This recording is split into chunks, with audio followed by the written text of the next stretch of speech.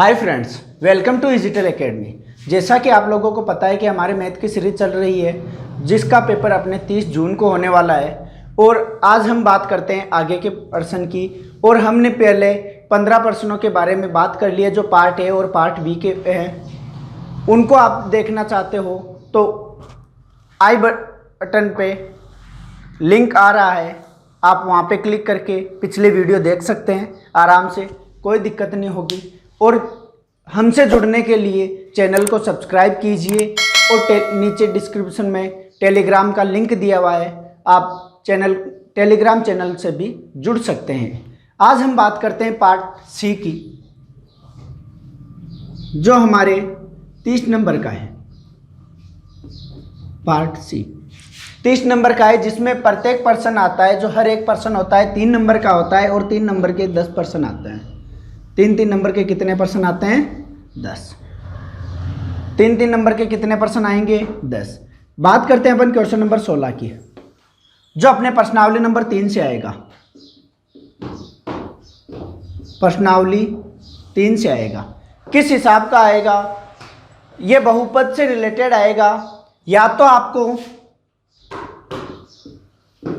कोई बहुपद देके बहुपद दे दिया,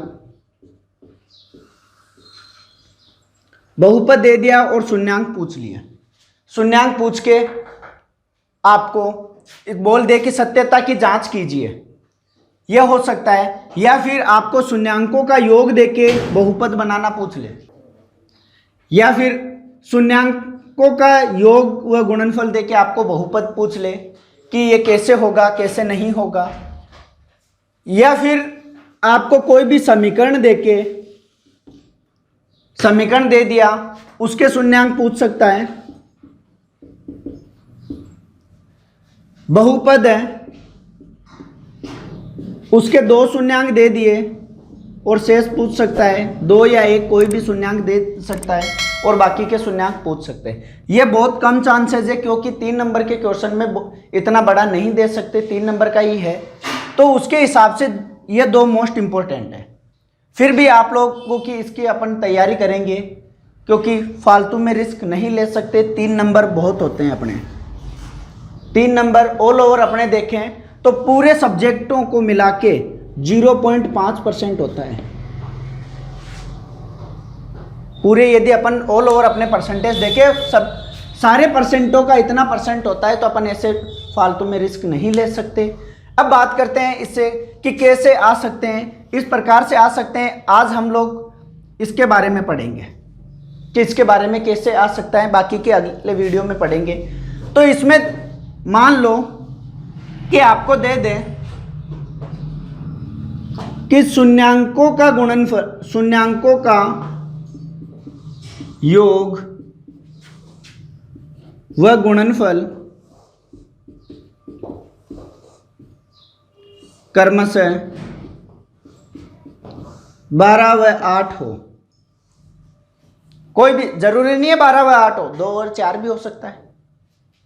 कोई भी संख्या दे दे तो आपको क्या करनी है, इसमें सबसे पहला काम है अपना, जो आप लोगों को ध्यान में रखना है कि जो शून्यांकों का योग है, पहले तो बहुपद कैसा हो सकता है, द्विघात बहुपद ही पूछेगा, दूसरा नहीं। तो द्विघात बहुपद इसकी फॉर्म में होगा ax² plus bx plus c। इसमें योग जब अपन मान लो इसके कोई भी 2 शून्यांक है, अल्फा व बीटा, शून्यांकों का योग है यानी अल्फा प्लस बीटा, इसकी वैल्यू क्या आएगी? -b/a, -b/a। और गुणनफल पूछे यानी अल्फा इंटू बीटा, क्या आएगी? c/a। यहाँ पे माइनस का सिंबल आ रहा है, यहाँ पे प्लस का आ रहा है, ये चीज बहुत मायने रखती है, ध्यान में रखने योग्य बात है। b/a माइनस में, c/a ये गुणनफल में। अब इससे रिलेटेड तो इसमें अपने को पहले चीज है कि क्या करना है कि माना, इसी पर्सन को कर रहा हूं तो बोल देना कि माना एक ये द्विघात बहुपद है, फिर दूसरी है अल्फा व बीटा इसके ये हैं, तो शून्यांकों का योग व शून्यांकों का गुणनफल ये होगा। अब ये योग है, किसके बराबर होगा? योग कितना है? 12। तो ये 12। पहले क्या है, योग कर्म से लिखा हुआ है, तो यानी जो पहली संख्या है वो क्या होगी, योग। दूसरी संख्या इसमें क्या है, गुणनफल, वह के बाद में क्या है 8, तो गुणनफल कितना है 8। यहाँ पे कितना लिखेंगे 8। अब बात करते हैं अपन यहाँ से माइनस बी बट्टा ए, इतना सा ले लो, माइनस बी बट्टा ए बराबर 12।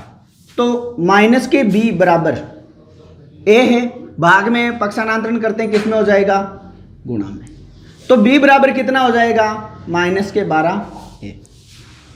आई बात समझ में।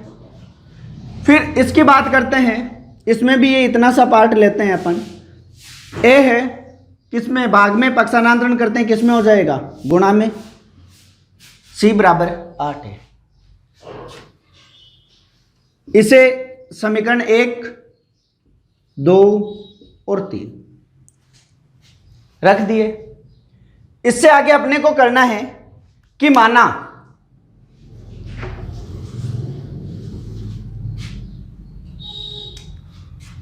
ए की जगह अपन क्या मानेंगे, एम।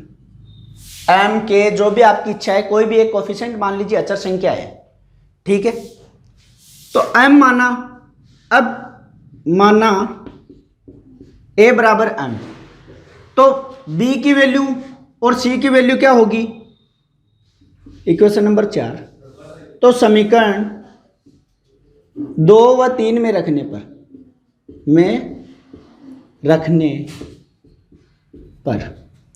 कैसे होगी, अब ए की जगह एम रखेंगे तो बी की वैल्यू क्या होगी, माइनस के 12 एम, और सी की वैल्यू क्या होगी 8 एम। ये अपने इक्वेशन नंबर 5 दे दो। समीकरण 4 और 5 को इस बहुपद में रखने पर, जो समीकरण 1 दे रखा है, जो अपना बहुपद दे रखा है, इस बहुपद में रखने पर क्या होगा, a की जगह क्या आएगा, m x square plus b कितना है 12, तो यहाँ पे देखो माइनस के 12 m, फिर x प्लस c कितना है 8 m, यही है। अब बात करते हैं यहाँ आगे की, m x square plus minus minus 12m x plus 8m। यहाँ से देखो तीनों में से m कॉमन ले ले, m कॉमन लिया तो अंदर क्या बचा, एक्स स्क्वायर माइनस के 12m प्लस के 8 इक्वल्स टू 0 रख के आप लोग m को ट्रांसपोज करोगे, इस साइड गुणा में, उस साइड जाते किस में हो जाएगा, भाग में। और 0 में हम किसी का भी भाग दे तो क्या आएगा 0। एक्स स्क्वायर माइनस के 12m x प्लस के 8 बराबर 0। ये क्या है, समीकरण अपने को क्या चाहिए, बहुपद। तो एक्स स्क्वायर माइनस के 12x प्लस के 8, ये अपना बहुपद रेडी। और 3 नंबर पक्के। क्या किया, इसमें अल्फा प्लस बीटा और अल्फा इंटू बीटा योग दिया हुआ है, योग की जगह योग क्या होता है, माइनस बी बट्टा ए और सी बट्टा ए। पहले मानना है अपने को ये बहुपद है, फिर इसमें अपने को वैल्यूज पुट करनी है और कुछ नहीं करना, पक्षांतरण करके b की वैल्यू और यहाँ से c की वैल्यू निकालेंगे। फिर माना कि a का मान क्या है, m है, तो जब a का मान m है तो b और c का भी मान चेंज होगा, जहाँ जहाँ a है वहाँ पे क्या करेंगे m, वो किया।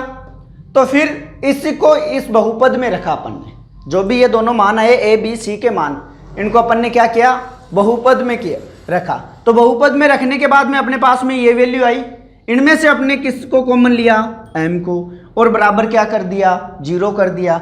m इस साइड किस में, गुणा में, पक्षांतरण करेंगे किस में हो जाएगा, भाग में। और 0 में किसका भी भाग दे दो चाहे 0 ही होता है, या किसी से भी 0 को गुणा कर दो 0 ही होता है। m का 0 में भाग गया तो 0, और ये अपने 0 में m का भाग गया तो 0, ये अपने पास में एक समीकरण आ गया। और इस समीकरण को अपने को चाहिए केवल बहुपद, तो ये बराबर और 0 का चिन्ह हटा दो। देखो क्या नहीं है, केवल बराबर और 0 ही तो नहीं है, इसे ही तो हटाया अपन ने। ये अपना क्या है, बहुपद।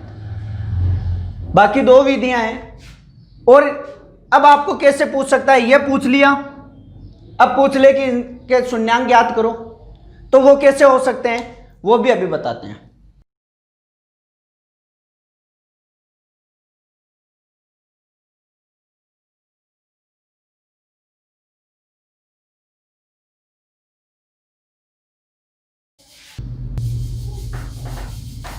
यदि आपको बहुपद दे रखा हो ax² प्लस के bx प्लस के c इस फॉर्म में, माना कि देखो x² प्लस के 7x प्लस के 12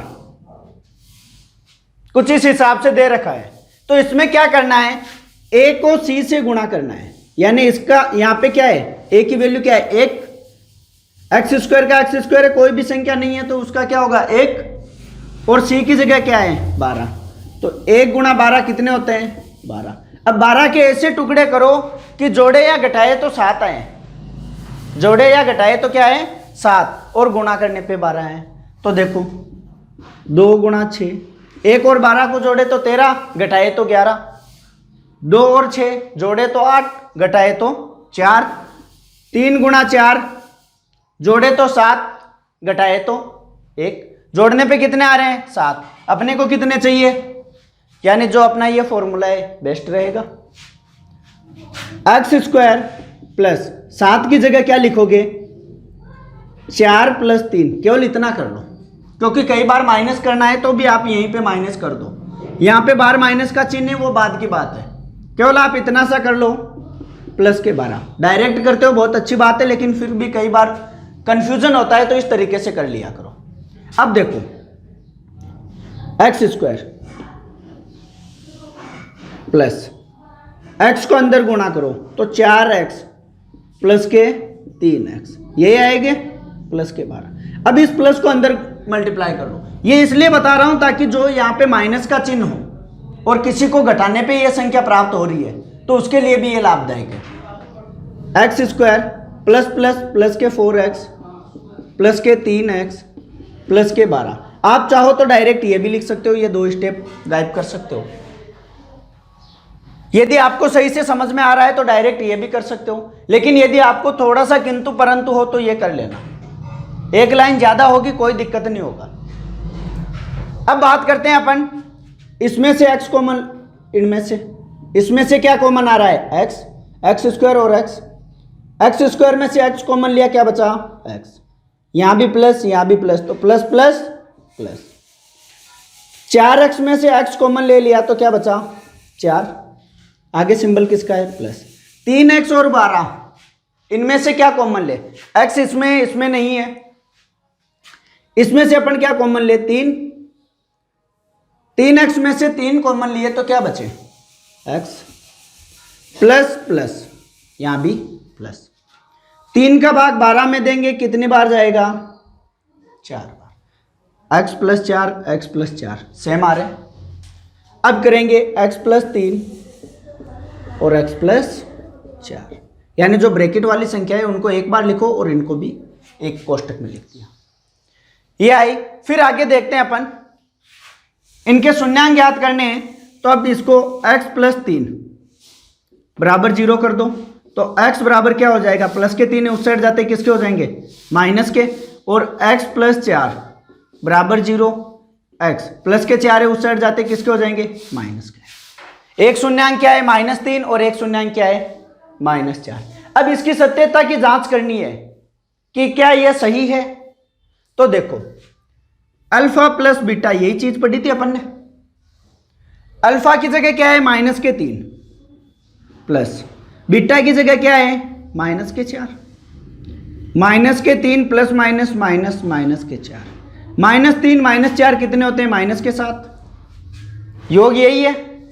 और फॉर्मूले से क्या पढ़ा था -b बट्टा a, b की वैल्यू क्या है प्लस के साथ माइनस का चिन्ह और ये प्लस के साथ, a की वैल्यू क्या है 1, आंसर क्या है माइनस के साथ, सेम आ रहे हैं। गुणनफल भी चेक करो तो क्या है गुणनफल, अल्फा इंटू बीटा -3 गुणा -4 क्या होंगे माइनस माइनस प्लस, और 3 को 4 से गुणा किया तो 12, क्या होता है c बट्टा a, c की वैल्यू क्या है 12, a की वैल्यू क्या है 1, 12। क्या ये सही आ रही है दोनों, ये अपने 3 नंबर हो गए। अब बात करते हैं अपन क्वेश्चन नंबर 17 की। क्वेश्चन नंबर 17 जो अपने प्रश्नावली नंबर 5 और जिसका नाम है समांतर श्रेणी। अब समांतर श्रेणी किस प्रकार से होती है वो चीजें देखते हैं कि किस प्रकार से आप लोगों को समांतर श्रेणी के प्रश्न पूछे जा सकते हैं। क्वेश्चन नंबर 17, प्रश्नावली 5, समांतर श्रेणी। अब समांतर श्रेणी में सबसे पहली चीज है पहला पद, जो आप लोगों को पता होना चाहिए कि क्या होता है, सार्वअंतर डी, और कोई सा भी nवां पद क्या होगा, an, n पदों का योग बराबर Sn। ये सिंबल है, अपने को याद रखने हैं थोड़े से कि ये किस प्रकार से हो सकते हैं। फिर आगे की बात करते हैं कि पहला पद और सार्वअंतर ये चीजें और nवां पद। यदि अपने पास में कोई भी ऐसी सीरीज है 1 2 3 4 आगे 10 तक, पहला पद इसमें यहां से स्टार्टिंग हो रही है, पहला यही है पद, तो a की वैल्यू क्या होगी, a बराबर 1। अब d सार्वअंतर, यानी सब में अंतर किसका है, इसमें से इसको माइनस करो, 2 में से 1 गया, कितना रहा 1, 3 में से 1 को माइनस करो, सॉरी 3 में से 2 को माइनस करो, कितना हुआ 1, 4 में से 3 को माइनस करो 1, सब में अंतर कितना आ रहा है 1 का, तो d की वैल्यू क्या हुई 1। अब अपने को nवां पद निकालना है। nवां पद का मतलब है पहला पद, दूसरा पद, तीसरा पद, चौथा पद। चौथा पद यानी n की जगह अपन 4 रख कर देखें, क्या चौथा पद 4 आ रहा है, a4। अब an का फॉर्मूला क्या होता है, a plus n minus 1 into D, यही फॉर्मूला होता है। an बराबर a की जगह क्या है, an की जगह क्या होगा a4, क्योंकि अपन को चौथा पद ज्ञात करना है। a की वैल्यू क्या है 1 प्लस कौन सा पद ज्ञात करना है 4 माइनस 1, d क्या है 1, तो 1 प्लस 4 में से 1 गए, 3 गुणा 1 कितना है, 1 प्लस 3 बराबर कितने आ रहे हैं 4, यहाँ पे भी तो 4 ही लिखे हैं। इस प्रकार से आ सकते हैं। फिर आगे की बात करते हैं अपन कि और Sn वगैरह, अब इनकी भी बात करते हैं, लेकिन इनसे पहले कि जो अपने काम आने वाली चीज है, किस प्रकार से क्वेश्चन आ सकते हैं। जैसे पूछ लिया कि 101 से लेके 999 तक 5 से भाज्य संख्या, 5 से भाज्य संख्या कितनी होगी, या फिर संख्याओं का योग। मैं योग पे जाता हूं, कितनी होगी वो इसी में आ जाएगी। 101 यानी इससे छोटी नहीं होनी चाहिए, तो अपन 101 में 5 का भाग देख के देखो पहले कितनी बार जाएगा, 20 बार जाएगा। ऐसे दे लो रफ कॉपी में 101, 2 10 1 भाग टूट गया 0, शेषफल क्या बचा 1। अब इसमें से यदि संख्या में से 1 घटाएं तो 100 आ जाए और पूरी बार भाग जा सकता है, लेकिन घटा नहीं सकते क्योंकि इससे छोटी संख्या हो जाएगी। तो अपन क्या कर सकते हैं, 1 नहीं घटा सकते, 4 तो जोड़ सकते हैं, 4 जोड़ने पे पूरी बार भाग जाएगा। इसमें यदि 4 जोड़ू तो कितने हो जाएंगे, यहाँ पे 105, यानी a की वैल्यू क्या हो जाएगी अपने पास में 105, d क्या होगा 5, an देखना है अपने को, यानी लास्ट पद। अब वो कैसे निकालोगे, कोई भी संख्या हो, ये दे रखी है आपको 999, इसमें क्या करोगे 5 का भाग दोगे, कितनी बार जाएगा 1 बार, इसमें 5 4 9, 9 बार 45 4, फिर वापस 9 उतारे, कितने हैं 45, शेषफल क्या रहा 4। यदि इसमें 1 जोड़ें तो 1000 हो जाते हैं, जो इससे बड़े हैं, जो इससे क्या है बड़े हैं। अपने को क्या चाहिए छोटे, तो अपन क्या करेंगे, इसमें से माइनस करेंगे 4, कितने आए 995, यानी इसके बाद में कोई सी भी ऐसी संख्या नहीं है कि जो इससे डिवाइड होगी 5 से। तो अब अपने को क्या करना है, an का फॉर्मूला लगाना है, n पदों का, पहले n की वैल्यू निकालनी है कि ये कौन से पद पे है, ठीक है। तो an बराबर a plus n minus one into D. यही चीज दे रखी है अपने को, ये फॉर्मूला अपने को पता है, ए एन की वैल्यू पता है, ए की वैल्यू पता है, डी की वैल्यू पता है, ज्ञात क्या करनी है, एन की वैल्यू। तो जिनकी वैल्यू पता है वो पुट करते रहो। 995 बराबर 105 plus n minus one into 5। 105 plus के पक्षांतरण करते किसके हो जाएंगे, माइनस के। तो 995 माइनस 105 बराबर n माइनस वन इंटू 5। कितने आए, 0 9 8 890 बराबर n minus one into 5। Pose कर 890 n माइनस वन गुणा 5। अब 5 देखो क्या है इसमें, गुणा में पक्षांतरण करेंगे किस में आ जाएंगे, n minus one equal to 890 बट्टा 5। ये सिंबल लगाना ना भूलें। कितने बार जाएगा, n minus one equal to 1 और 7 8 178 बार। 178 बार माइनस का 1 है, उस साइड जाते किसका हो जाएगा, प्लस का। तो 178 प्लस 1 कितने आए, 179। ये अपने क्या है, n की वैल्यू है। ये क्या है, अपने n की वैल्यू है। n की वैल्यू आ गई। अब बात करते हैं अपन, यदि Sn पूछ ले, क्या पूछा है, संख्याओं का योग। संख्याएं कितनी होगी, 169। यदि आपको संख्याएं पूछे तो केवल इतना काम करना है कि 179 संख्याएं होगी, 179 यानी 179। यदि अपने को पूछ ले Sn यानी संख्याओं का योग जो इसमें दे रखा है, तो क्या करना है, Sn का फॉर्मूला लगाओ, n/2 2a plus n minus one into D. चाहो तो ये लगा लो, आपके पास में लास्ट पद है तो लास्ट पद वाला भी लगा सकते हो। मैं इस फॉर्मूले से कर रहा हूं। n की वैल्यू कितनी है, 179/2 2 इंटू ए की वैल्यू कितनी है, 105 प्लस n की वैल्यू 179 माइनस वन इंटू 5। यही दे रखी है आपको। अब देखो 179/2 कितने हो रहे हैं, 210 प्लस 178 गुणा 5।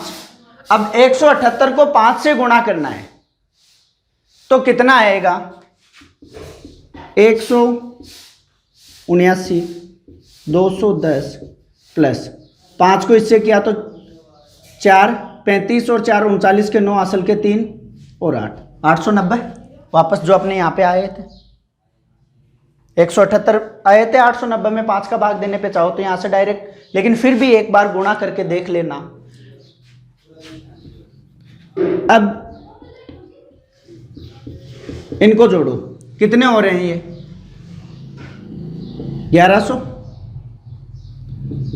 2 इस साइड भाग में, ये गुणा में, क्या 2 का भाग दे दें, 179 गुणा 1100 में 2 का भाग दो, कितने आएंगे, 550।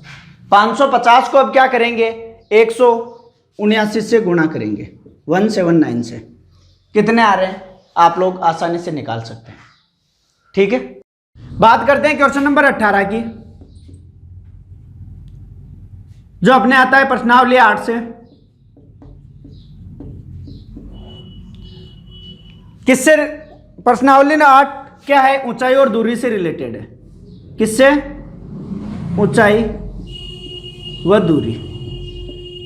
आपको दूरी दे रखा होगा, कोण दे रखा होगा तो ऊंचाई पूछ लेगा।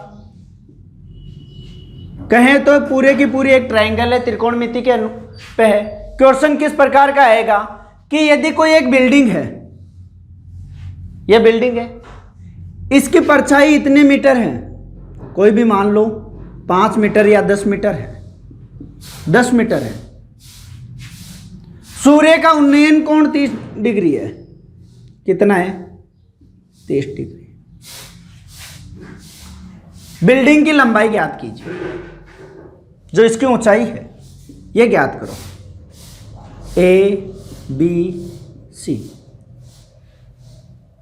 ये ज्ञात करनी है। तो अपन कैसे करेंगे, त्रिकोणमिति का अनुपात है। प्रश्न वापस सुन लो, सूर्य है, एक ही है, सूर्य है, सूर्य का उन्नयन कोण 30 डिग्री है। एक किसी बिल्डिंग या किसी भवन की परछाई 10 मीटर है, तो इस भवन की ऊंचाई ज्ञात कीजिए।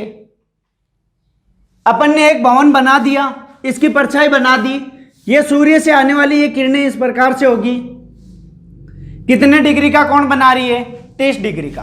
अब इस बिल्डिंग की ऊंचाई ज्ञात करनी है, तो कैसे करेंगे, AB बट्टा BC लंब बट्टा आधार क्या होता है, tan 30, tan थीटा, थीटा क्या है 30। अब देखो AB कितना है H, BC कितना है 10 मीटर, tan 30 का मान 1/√3, 1/√3। तो H की वैल्यू कितनी आ जाएगी, 10 इस साइड किस में, भाग में, उस साइड जाते किस में हो जाएंगे, गुणा में, तो 10/√3। H बराबर कितना आ जाएगा, √3, हर का परमेयीकरण करोगे यानी √3 से ऊपर नीचे गुणा, तो 10√3/3 क्या हो गए, मीटर। ये अपना आंसर जो अपना क्वेश्चन नंबर था पहले 5, उससे रिलेटेड ही है, कोई ज्यादा बड़ी बात नहीं है। या फिर कोई पेड़ है वो टूट के गिर गया, इस हिसाब से उसका भी आ सकता है। यह आ सकता है कि यदि कोई, यहां पे एक लड़का खड़ा है या कोई भी खड़ा है इस बिंदु से, इस बिल्डिंग का, यहां पे ये बिल्डिंग है, ये बिल्डिंग है, अभी कितने डिग्री का, 30 डिग्री का कोण बन रहा है इस बिंदु से। इस बिल्डिंग को और ऊंचा किया जाता है, कब तक, जब तक इस बिंदु से कितने डिग्री का कोण ना बन जाए, 60 डिग्री का, यानी इस बिंदु पर 60 डिग्री का कोण बनाया जाता है, इतने ऊपर करनी है। तो इस बिल्डिंग का, इस या इस भवन का और कितना निर्माण करना पड़ेगा, आपको क्या दे रखी होगी, या तो ये चीज दे रखी होगी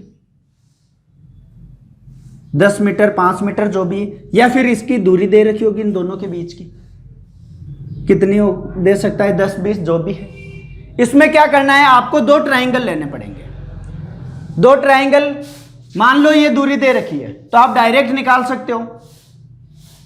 यदि आपको ये दे रखी हो h यानी 10 मीटर, और पूरी मान लो क्या है h मान लो, या इतनी सी h मानोगे तो पूरी क्या हो जाएगी h + 10, ये इतनी h है और ये 10 है।